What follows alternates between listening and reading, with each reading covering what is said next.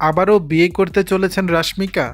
বর্তমান সময়ের আলোচিত অভিনেত্রী রাশমিকা মান্দানা পরপর কয়েকটি সফল সিনেমায় অভিনয় করে তাক লাগিয়ে দিয়েছেন। বহুদিন ধরেই বিনোদন পাড়ায় তার প্রেম নিয়ে গুঞ্জন শোনা যায়। সম্প্রতি এক সাক্ষাৎকারে বিয়ের জন্য কেমন পাত্র চান তা জানিয়েছেন রাশমিকা। নায়িকা বলেন, আমার জন্য সম্পর্কের সবচেয়ে গুরুত্বপূর্ণ বিষয় হলো সম্মান।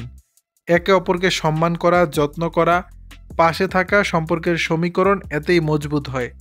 তিনি আরও বলেন, আমার সঙ্গী যে হবে সে যেন আমায় খুব ভালোবাসে, আমার যত্ন করে, একজন ভালো হৃদয়ের মানুষ হয়। আমি ওই রকমই, তাই আমার সঙ্গীকে এমনই হতে হবে। আমার মনে হয় আমি যেরকম সঙ্গী ঠিক তার উল্টো হলে আমাদের সম্পর্ক বেশি দিন টিকবে না। রাশমিকা মনে করেন প্রেমের সম্পর্কে বন্ধুত্ব থাকাটাও জরুরি। সঙ্গী এমন বন্ধু হবে যে ভালো দিনেও আপনার পাশে থাকবে, আবার খারাপ দিনেও আপনার হাত শক্ত করে ধরে রাখবে। মান্দানা কিরিক পার্টি চলচ্চিত্রের শুটিং চলাকালীন রাক্ষিত শেট্টির সঙ্গে প্রেমের সম্পর্কে জড়ান এবং 2017 সালের 3 জুলাই তারা বিয়ে করেন। তবে 2018 সালের সেপ্টেম্বরে মত ভিন্নতার কারণে তাদের সম্পর্ক ভেঙে যায়। দর্শক, বিষয়টি নিয়ে আপনাদের মতামত জানাবেন নিচের কমেন্ট বক্সে।